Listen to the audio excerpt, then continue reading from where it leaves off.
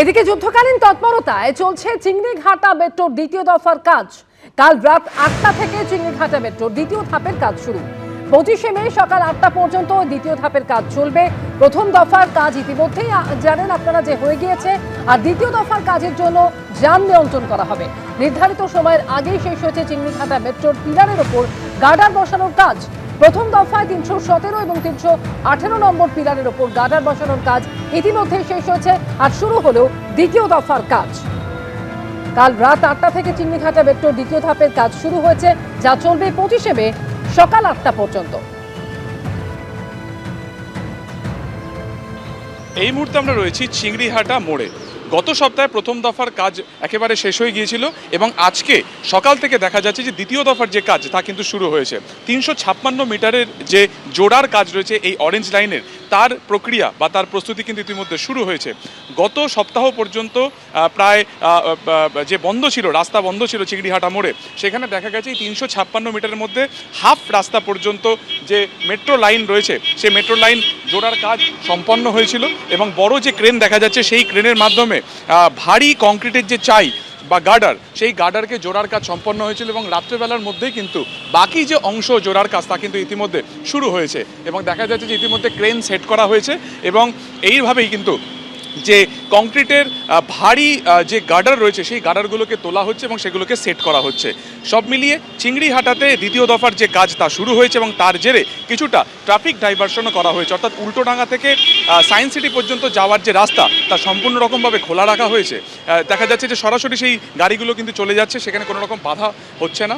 অন্যদিকে এখান থেকে যে গাড়িগুলি সল্টলেকের দিকে যাচ্ছিল সেটিকে কিছুটা আগে থেকে ঘুরিয়ে দেওয়া হয়েছে কাদাপাড়া সিগন্যাল থেকে। অন্যদিকে সায়েন্স সিটি থেকে যে গাড়িগুলি যাচ্ছে উল্টোডাঙ্গার দিকে, মেট্রোপলিটন বাইপাসের পাশ থেকে একটি সার্ভিস রোড করা হয়েছে, সেখান থেকে কিন্তু যতটা সম্ভব অসুবিধা না হয় যাতে সাধারণ মানুষের, সেটাকে দেখতে বা সেটাকে বজায় রাখতেই কিন্তু আলাদা ট্রাফিক রুট ডাইভারশন করা হয়েছে গত সপ্তাহে যেমনভাবে করা হয়েছিল। সব মিলিয়ে আগামীকাল অর্থাৎ রবিবারের মধ্যে এই যে বাকি অংশ রয়েছে সেটাকে জোড়ার কাজ সম্পন্ন করবে মেট্রো রেল কর্তৃপক্ষ। ক্যামেরা অভিজিৎ দত্তের সঙ্গে সুকান্ত মুখোপাধ্যায়, এবিপি আনন্দ, কলকাতা। বিজেপি সরকারের নজরে এসআইআর আবহে বিভিন্ন পুরসভা থেকে ইস্যু করা বার্থ সার্টিফিকেট। সূত্রের খবর, এসআইআর এর সময় পুরসভাগুলো যে বার্থ সার্টিফিকেট ইস্যু করেছে তা খতিয়ে দেখতে হবে বলে বিজ্ঞপ্তি জারি করেছে বিজেপি সরকার। দুর্নীতি কারচুপিতে জিরো টলারেন্স নীতি নিয়েছে শুভেন্দু অধিকারী নেতৃত্বাধীন বিজেপির সরকার। বেনিয়ম দেখলেই তড়িঘড়ি অ্যাকশনে নামছে পুলিশ প্রশাসন। কাটমানি, তোলাবাজি, বেআইনি নির্মাণের পর এবার স্ক্যানারে এসআইআর আবহে বিভিন্ন পুরসভা থেকে ইস্যু করা বার্থ সার্টিফিকেট বা জন্ম শংসাপত্র। সূত্রের খবর, এসআইআর পর্বে পুরসভাগুলো থেকে যেসব বার্থ সার্টিফিকেট ইস্যু করা হয়েছে তা ফের খতিয়ে দেখতে হবে, এই মর্মে বিজ্ঞপ্তি জারি করেছে বিজেপি সরকার। সরকারের যে নির্দেশ সেই অনুযায়ী যে সমস্ত বার্থ সার্টিফিকেট ইস্যু করা হয়েছে এই এসআইআর এর সময় সেগুলোকে ফের খতিয়ে দেখতে হবে এবং রিভিউ করতে হবে। এখন যদি হঠাৎ মনে হয় যে রিভিউ হোক, এই বিরোধী দলনেতা আরটিআই করেছিলেন, আমি কলকাতা পুরসভার হাউসে দাঁড়িয়ে রেকর্ডে জবাব দিয়েছিলাম, নাম্বার বলেছিলাম। তো এখন যদি করতে চাই করুক, কোনো অসুবিধা। ভোটের আগে এসআইআর আবহে বার্থ সার্টিফিকেটে কারচুপির অভিযোগ তুলে জাতীয় নির্বাচন কমিশনের দ্বারস্থ হয়েছিল বিজেপি। মুখ্য নির্বাচনী আধিকারিক মনোজ আগরওয়ালের কাছে জাল বার্থ সার্টিফিকেট নিয়ে অভিযোগ জানিয়েছিলেন খোদ শুভেন্দু অধিকারী। তিনি দাবি করেছিলেন কলকাতা পুরসভা অবৈধ এবং অনৈতিকভাবে গণহারে বার্থ সার্টিফিকেট বিতরণ করছে। এটি প্রকৃত নাগরিকদের জন্য নয়, বরং এসআইআর চলাকালীন ভোটার তালিকা থেকে বাদ পড়ার ঝুঁকিতে থাকা সন্দেহজনক ব্যক্তিদের সুবিধার্থে এবং তাদের থাকার ব্যবস্থা করার জন্য এবার ক্ষমতায় এসেই পুরসভাগুলির তরফে ইস্যু করা বার্থ সার্টিফিকেট খতিয়ে দেখতে চায় বিজেপি সরকার। হঠাৎ দেখা যাচ্ছে অনেকজন বাড়িতেই জন্ম নিয়েছে, ওই সংখ্যাটা অনেক বড়, এটা হতে পারে না এবং এর জন্যে এটা রিভিউ নিয়ে যে কারা কারা বাড়িতে জন্ম নিয়েছে, কি ঢপে এটা হয়েছে, এটা হওয়া উচিত। এই যে এসআইআর এর নাম করে কতজনকে জন্ম করিয়েছে এটা রিভিউ হওয়া দরকার। বৃহস্পতিবার স্বাস্থ্য দপ্তরের আধিকারিকদের সঙ্গে বৈঠক করেন কলকাতা পুরসভার কমিশনার স্মিতা পান্ডে। সূত্রের খবর, কিভাবে বার্থ সার্টিফিকেটগুলি যাচাই করা হবে তা নিয়েই আলোচনা হয় বৈঠকে। অর্ণব মুখোপাধ্যায়, ব্রতদীপ ভট্টাচার্য, এবিপি আনন্দ।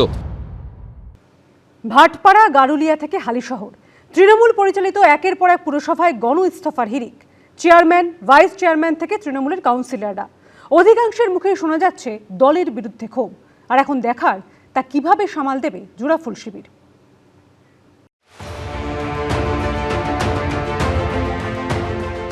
বিধানসভায় বিপর্যয়, আর তার রেশ কি পড়তে চলেছে পুরসভাগুলিতেও? মেয়াদ শেষ হবার আগেই কি ভেঙে পড়বে তৃণমূলের একাধিক পুরসভা?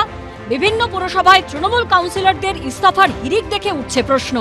এবার কি পুরসভা ঘিরেও টেনশনে তৃণমূল? ব্যারাকপুর শিল্পাঞ্চলে তৃণমূল পরিচালিত পুরসভায় ফের গণ ইস্তফার ধাক্কা। উত্তর 24 পরগনার হালি শহরের পর এবার ভাটপাড়া ও গারুলিয়া পুরসভা। শুক্রবার ভাটপাড়া পুরসভায় চেয়ারম্যান, ভাইস চেয়ারম্যান সহ পদত্যাগ করলেন মোট 30 জন তৃণমূল কাউন্সিলর। একই দিনে গারুলিয়া পুরসভার মোট 21 জন কাউন্সিলরের মধ্যে ইস্তফা দিলেন 10 জন তৃণমূল কাউন্সিলর। ভাটপাড়া পৌরসভার কতজন কাউন্সিলর পদত্যাগ করলো ইতিমধ্যে? 2900। আমি রিজাইন করে দিয়েছি, আমি ভাইস চেয়ারম্যান ছিলাম, চেয়ারম্যানও রিজাইন করে দিয়েছি। তখন আমার কাছে আর কোনো অল্টারনেটিভ ওয়ে ছিল না, বিকল্প আর কোনো ছিল না কিছু, সেই জন্য রিজাইন। তারপর আমি চোখের সামনে দেখছি পৌর পরিষেবা পাচ্ছে না লোকেরা, এমপ্লয়িরা মায়না পাচ্ছে না। এ দুর্ভাগ্য যে এরকম একটা পরিস্থিতিতে দলের কোনো সাহায্য পাইনি। আমাদের দল তৃণমূল কেউই পাশে দাঁড়ায়নি। ভাটপাড়া পুরসভা জগদ্দল বিধানসভার অন্তর্গত। এবারের ভোটে এই বিধানসভা প্রায় 21,000 ভোটে তৃণমূলের হাত থেকে ছিনিয়ে নিয়েছে বিজেপি। 30 জন কাউন্সিলর অলরেডি রিজাইন করে দিয়েছে, বাকিরাও ইনক্লুডিং চেয়ারম্যানও রিজাইন করে দিয়েছে। 4 তারিখের পরে যখন রেজাল্ট এসছে তারপর থেকে কোনো কাজ হচ্ছে না। আমাদের অনারেবল মুখ্যমন্ত্রী ওনার কাছে আমরা রিকোয়েস্ট করব কি তাড়াতাড়ি বোর্ড অফ অ্যাডমিনিস্ট্রেটর বসানো হয়। এদিকে ভাটপাড়া পুরসভায় গণ ইস্তফা কাণ্ডের মধ্যেই সামনে এসেছে দুর্নীতি ইস্যু। তৃণমূল পরিচালিত পুরসভার বিরুদ্ধে মুখ খুলেছেন খোদ ভাইস চেয়ারম্যান। দুর্নীতির খবর আমার কাছেও আছে। দুর্নীতি তো কিছু হয়েছে, যদি দুর্নীতি হয় তার কালির দাগ আমি গায়ে মাখবো না। এমন কোনো মাস যায়নি দলকে জানাইনি, প্রতিটা মাসে দিয়েছি। দুর্ভাগ্য দল সিদ্ধান্ত নিতে দেরি করেছে, সিদ্ধান্তহীনতায় ভুগিয়েছে। নোয়াপাড়া বিধানসভার অন্তর্গত গারুলিয়া পুরসভাতেও তৃণমূলে ভাঙনের একই ছবি। 21 জন কাউন্সিলরের মধ্যে একদিনে 10 জন তৃণমূল কাউন্সিলর ইস্তফা দিয়ে দিয়েছেন, যার মধ্যে রয়েছেন গারুলিয়া পুরসভার ভাইস চেয়ারম্যানও। 21টা ওয়ার্ড আজকে আমাদের রিজাইন করলো হচ্ছে 9 জন। তার মধ্যে প্রথমে হচ্ছে ভাইস চেয়ারম্যান আছে, আমি সহ, আর যে 6-7 জন 8 জন আছে তারা আমরা সোমবারে। এখানে আমাদের পক্ষে ভোট চালানো অসম্ভব হচ্ছে।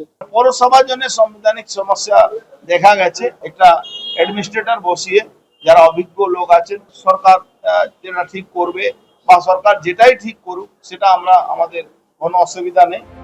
গত বুধবারই সামনে এসেছে তৃণমূল পরিচালিত হুগলির বাঁশবেড়িয়া পুরসভার সংকট। পুরমন্ত্রী অগ্নিমিত্রা পালের সঙ্গে দেখা করেছেন চেয়ারম্যান।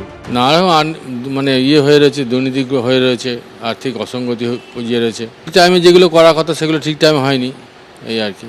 তো আমরা একটা এনকোয়ারি করব, আমরা অডিট করাবো, সেখান থেকে পরিষ্কার হবে কি আছে না আছে। কোনো জায়গাতে পদত্যাগ করেছে, আর বেশিরভাগ জায়গাতে পদত্যাগ করেনি, কিন্তু তারা আসছেন না। ডিসিশন মেকিং এ যদি লোক না থাকে তাহলে তো পরিষেবা দাঁড়িয়ে যাচ্ছে, পরিষেবা তো দাঁড়াতে পারে না। তাই জন্যই আজকে প্রশাসক বসানো হচ্ছে, যেখানে আমরা দেখবো যে অসুবিধা রয়েছে আমরা প্রশাসক বসাবো। অর্থাৎ দিকে দিকে তৃণমূল পরিচালিত পুরসভাগুলি থেকে সামনে আসছে ভাঙনের ছবি। এবারও কি ফাঁস হবে দুর্নীতিও? সমীরণ পাল ও অনির্বাণ বিশ্বাসের রিপোর্ট, এবিপি আনন্দ। এবিপি আনন্দ, এগিয়ে থাকে, এগিয়ে রাখে।